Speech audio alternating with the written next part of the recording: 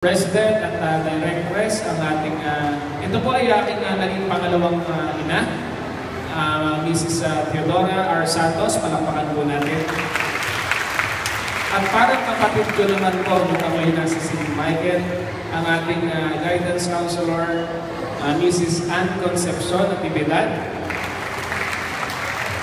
Ang sinabi ko ni Sir Gibi kanina, ako po ay isang Michael niya.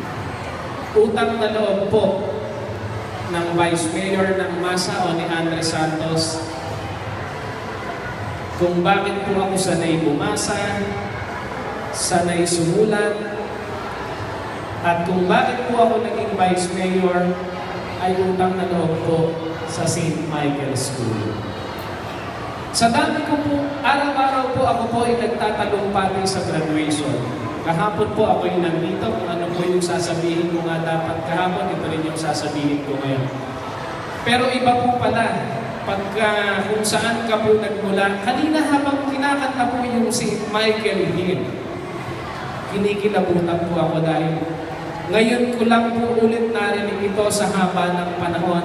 Naalala ko po nung ako estudyante pa dito sa St. Michael, ang uniform pa po namin ay kulay dilaw. At nung bata ako, ang paborito kong teacher noon, si Miss Ann. Ano niyo po si Miss Ann? Ayan. So, ang inabutan ko pong teacher dito noon, si Miss Cherry. Isang katunayan po, ang pinaka-medyo may edad dito eh. Si Miss Cherry, tsaka si Mama po, inabutan ko po, parang guidance counselor po ba kayo? Registrar. So kayo po ang medyo pinakabata dito dahil kayo po yung inabutang mo. So, ako po ay natutuwa at muling nakabalik dito po sa St. Michael School upang magbigay ng maiksing mensahe. Sa dami ko po ng beses na nagtalumpati, sa tingin ko pinakamasarap po magtalumpati dito po sa kung saan po ako nagmula. Muli maraming salamat sa St. Michael School. Kung wala po ang St. Michael School, wala po si Andres Santos ngayon dito sa Iluntata. Ang mga batang ito po yung tunay na pag-asa ng bayan. Dahil kung makikita po natin, lahat po ay may mga nakasabit na medalya. Sila po yung tunay na achiever dito po sa bayan ng Marilao. Yung mga batang ito, kumbaga yung sinasabing nagsusunog ng kilay. Sila po yun. Hindi ko naman po sinasabi yung mga walang medalya ay hindi po mga nagsusunog ng kilay. Pero mas sila po yung mas binigyan ng higit na talino at talento ng ating Panginoon. Kaya sila po yung nandito ngayon sa ating recognition day.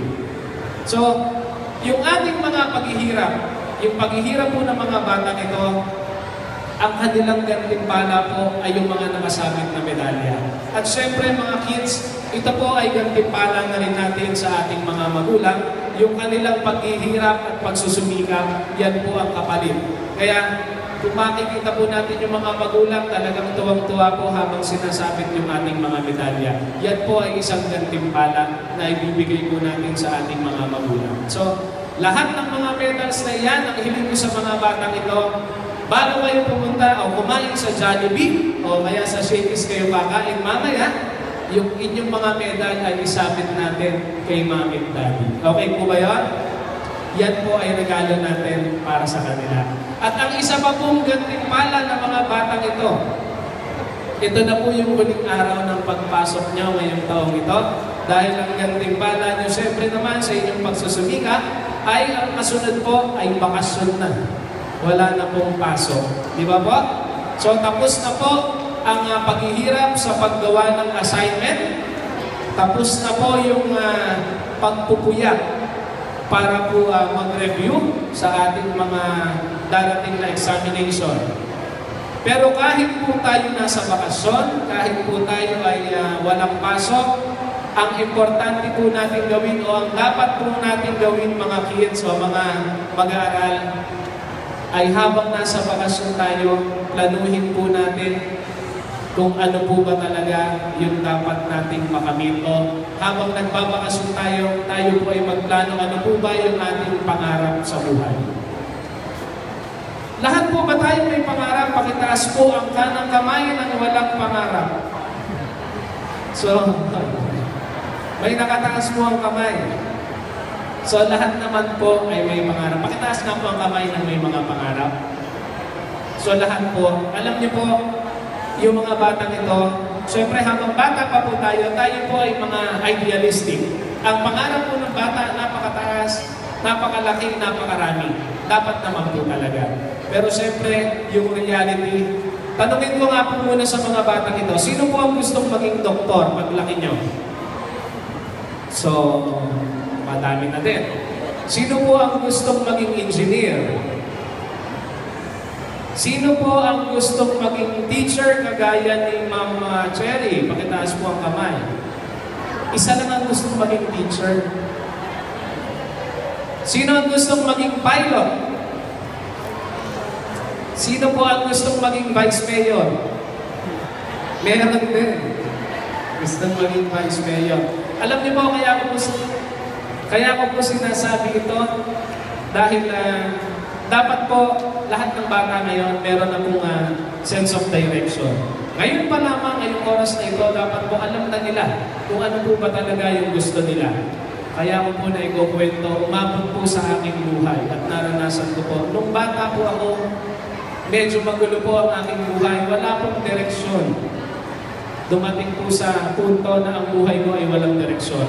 Kasi po, hindi po kami magkasundo-sundo ng aking nanay at tatay. Nung bata po ako, ang pangarap po ng aking nanay maging pare. Ang pangarap naman po ng aking tatay ay maging sundalo. So magkaiba. Magkaiba po sila. At ang pangarap ko naman po noon ay maging piloto. Kaya ang kinalabasan ko po ngayon ay isang politiko. So dito na lang po tayo bumagsak. Dahil nga po hindi kami magkasundo-sundo, ano po ba talaga ang dapat ko paglaki ko noon. Kaya yung mga batang ito, ngayon pa lamang dapat sila po ay may pangarap. At yung mga magulang at syempre yung mga teachers po ng St. Michael School ang magiging gabay sa pagtupad po ng kanilang pangarap. Syempre yung mga mami dito, minsan hindi po natin maiiwasan. May gusto po yung ating anak, halimbawa po, gustong maging basketball player, gustong maging PBA, star player.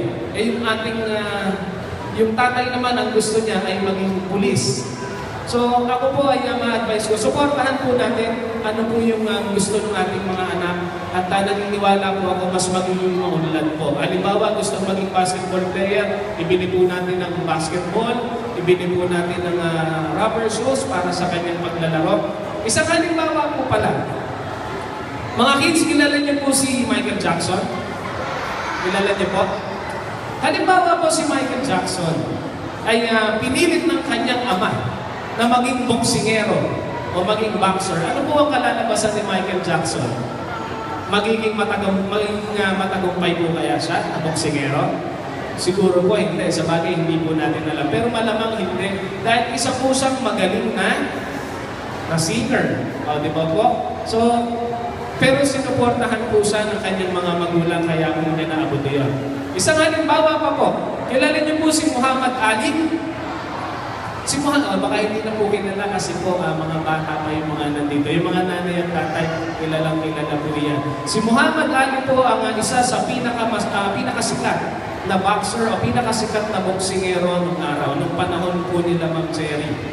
Nung panahon niyo po. So, siya po ang pinakasikat na boksingero.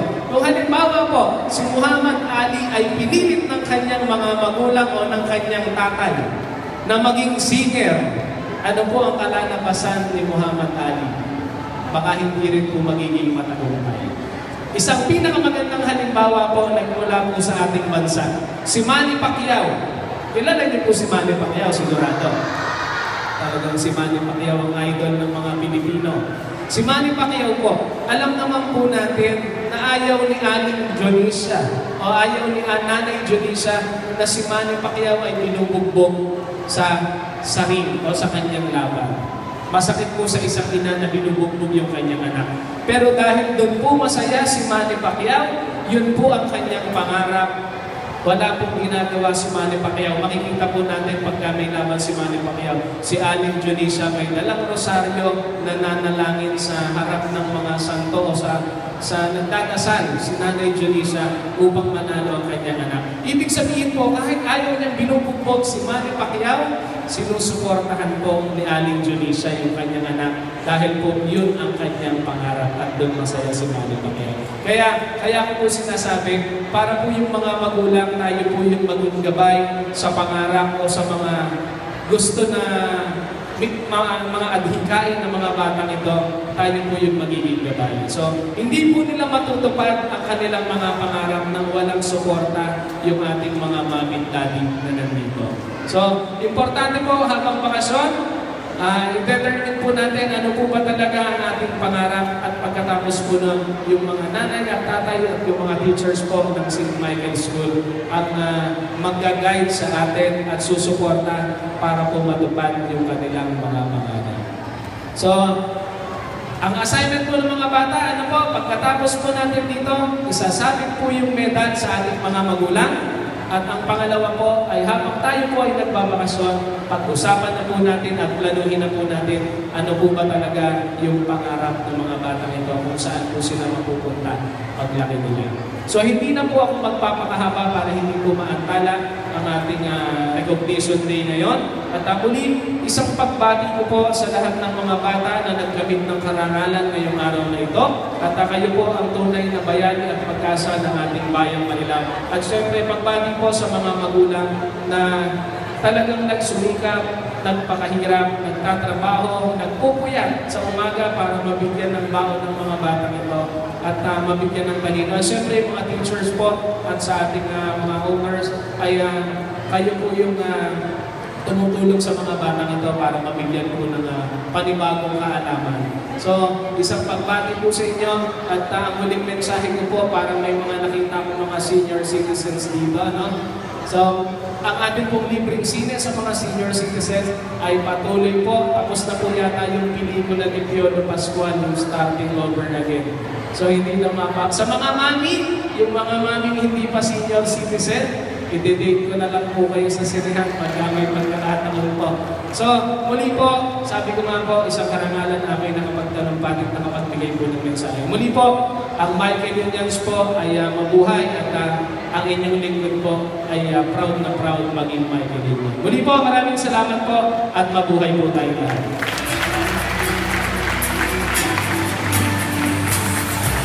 Thank you very much, Honorable Andrew Fabian Santos. Please be seated.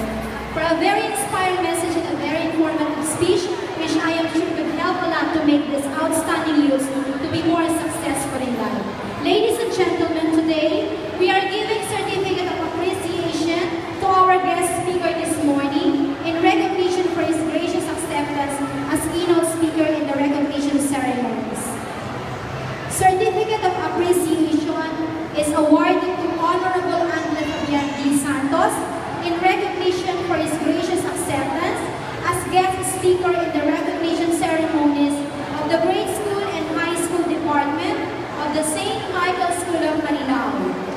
Given this 26th day of March in the year of our Lord, 2014, at Marilao, Bulacan, Philippines. Signed, Chudora R. Santos, our Directress and President. Congratulations, Juan. Thank you very much.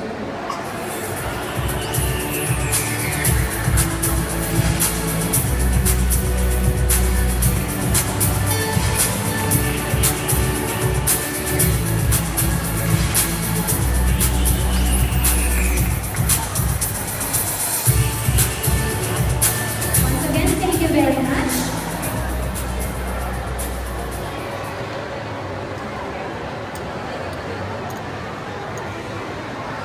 To lead the pledge of loyalty, let us welcome the first